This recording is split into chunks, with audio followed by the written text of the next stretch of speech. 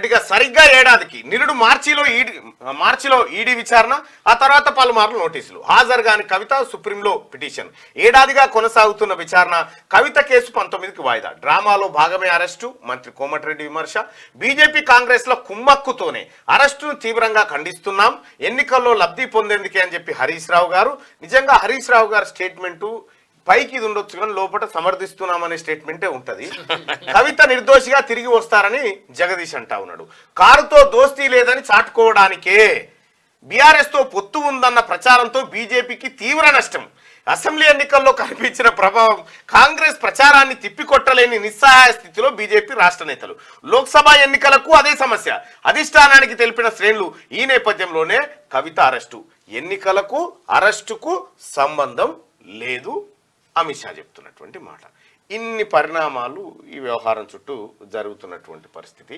ఇక్కడ ప్రధానంగానేమో సరిగ్గా ఏడాదికి, రెండోది డ్రామాలో భాగమే, మూడోది బీజేపీ కాంగ్రెస్. ఇక్కడ ఒకరినొకరు బీజేపీ కాంగ్రెస్ కలిసి కవితను అరెస్ట్ చేసినాయి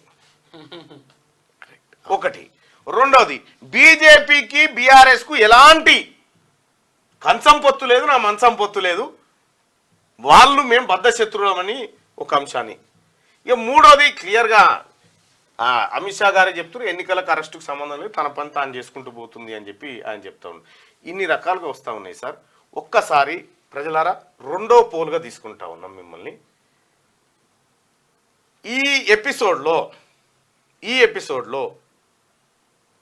బీజేపీ బీఆర్ఎస్ ఒకటా, లేకపోతే బీజేపీ కాంగ్రెస్ ఒకటా?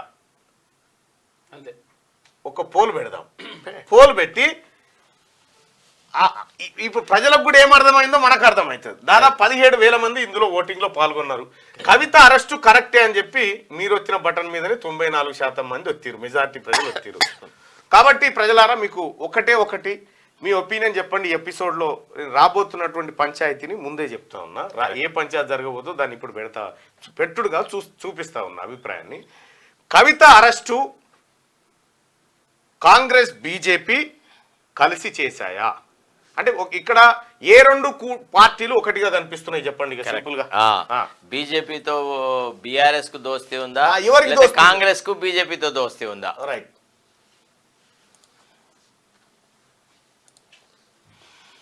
ఇక్కడ సింపుల్ పోల్.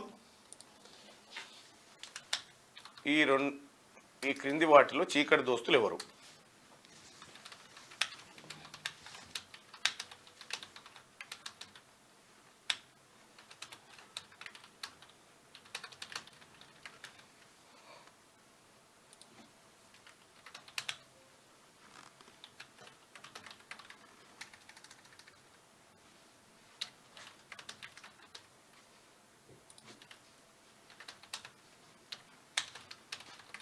రైట్. ఇక ఇప్పుడు మీకు మంచి ఆప్షన్ వచ్చింది, ఎందుకంటే ఈ లెక్క తేలిపోతుంది. ఇక దీని వెనకాలన్న మతల ఈ క్రింది వాటిలో చీకటి దోస్తులు ఎవరు అని మీరు భావిస్తున్నారు? బీజేపీ బీఆర్ఎస్ ఒకటే అనుకునే వాళ్ళు ఇక్కడ, బీజేపీ కాంగ్రెస్ ఒకటే అనుకునే వాళ్ళు ఇక్కడ. ఇద్దరు ఒపీనియన్ చెప్తా ఉన్నాం. ఇటు బీఆర్ఎస్ వాళ్ళ ఆరోపణ, ఇటు బీజేపీ వాళ్ళ ఆరోపణ. ఈ రెండింటిని చెప్తా ఉన్నాం కాబట్టి మీరే మీ ఒపీనియన్ తెలియజేయండి. ఓట్లు స్టార్ట్. 1400, 1500, 1600. సాధారణంగా ఇటువంటి కేసుల్లో సరే రిమాండ్ను తిరస్కరించేటువంటి అవకాశాలు ఉంటాయి సార్. అంటే మెజిస్ట్రేట్ ఒకవేళ no what is this case is pending before the Supreme Court, you take the consent of the Supreme Court, you establish your case that there are good grounds for arrest of Kavitha, కాబట్టి you remove that ఫెటర్, మేము we are withdrawing hour undertaking అని రండి అనే అవకాశం కూడా ఉంటుంది. ఇప్పుడు magistrate కనుక విచక్షణ కనుక ప్రదర్శించే పక్షంలో ఒక భారతదేశంలోని అత్యున్నతమైన న్యాయస్థానంలో నిన్ను అడగలేదు నువ్వు అరెస్ట్ చేస్తావా చెయ్యవా అదని, మేము అరెస్ట్ చేయట్లేదు అని నీకు నువ్వు వాలంటీర్ గా ఒక వాగ్దానం చేసి సుప్రీంకోర్టును ఒక రకంగా నమ్మబలికి నువ్వు ఈనాడు ఈ రకంగా చేయడం కరెక్టా అనేటువంటి ప్రశ్నని తప్పకుండా కవిత అడ్వకేట్లు రేజ్ చేస్తారు. Magistrate must answer. Remanding officer under 167 has to think over. ఇక నుంచి క్రిమినల్ ప్రొసీజర్ కోడే అమలు అవుతుంది. కాబట్టి క్రిమినల్ ప్రొసీజర్ కోడ్ 167(2) ఏం చెప్తుందంటే magistrate must apply the mind whether the allegations made against the accused Is it or true or attracted or not. True or false కూడా అవసరం లేదు, whether there are grounds. True or fact అనేది ట్రయల్లో తెలుస్తుంది. కానీ అప్పటి మందం ఆ ఆరోపణలు ఫేస్ వాల్యూలో తీసుకున్నప్పుడు అరెస్ట్ చేయాల్సిన అవసరం ఉందా? అరెస్ట్ చేయాలన్నప్పుడు కొన్ని గ్రౌండ్స్ ఉన్నాయి. సుప్రీంకోర్టు వాళ్ళు చెప్పినారు ఏమని, ఎప్పుడైతే ఒక ఎక్యూజ్డ్ ఎవిడెన్స్ని ట్యాంపర్ చేసేటువంటి కెపాసిటీలో ఉన్నాడని భావించినా, లేకపోతే ఎక్యూజ్డ్ ఆ కోర్టు యొక్క లేదా ఆ పరిధి నుంచి దాటి ఎక్కడికన్నా వేరే చోటికి ప్రయాణం చేస్తున్నాడని అన్నా, లేక అట్లాంటి అఫెన్సెస్ మళ్ళీ తిరిగి చేస్తాడని అనుమానం ఉన్నా, ఈ 3 గ్రౌండ్స్లలో మాత్రమే అరెస్ట్ చేయాలి. మరి ఈ ట్రిపుల్ టెస్ట్ కనుక అప్లై చేసే పక్షంలో ఫ్లైట్ రిస్క్ లేదు, ఎందుకంటే ఆమె ఎక్కడికి విదేశాలకు అటు ఇటు పారిపోయే అవకాశం లేదు. కాబట్టి ఈ గ్రౌండ్స్ లో ఆలోచించినప్పుడు మరి అది ఎట్లా నిలబడుతుంది అనేది కూడా వాళ్ళు ఆలోచన.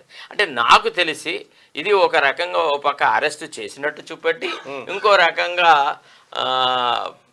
సేఫ్ గా మళ్ళీ ఇక్కడ రాజకీయంగా ఒక పబ్బం గడుపుకోవాలని బీజేపీ ఆడిన నాటకం అని నా భావన. రేపొద్దున వీళ్ళు అక్కడి నుంచి ఆమె వెళ్ళొస్తే వెళ్ళి రాగానే కేసీఆర్ బీజేపీ చూసిరు కదా, బీజేపీని ఖతం చేయాలి పితం చేయాలని వీళ్ళనంగా అరెస్ట్ చేసినావా చూపెట్టినావా లేదని కింద చెప్తూ మైకులలో మాకు సంబంధం లేదని చెప్తూ, అంటే ఒక ఎన్నికల వాతావరణాన్ని 2 పార్టీల మధ్యలోకి తీసుకొచ్చిన అంశంగా ఈ అంశం మారిపోయింది.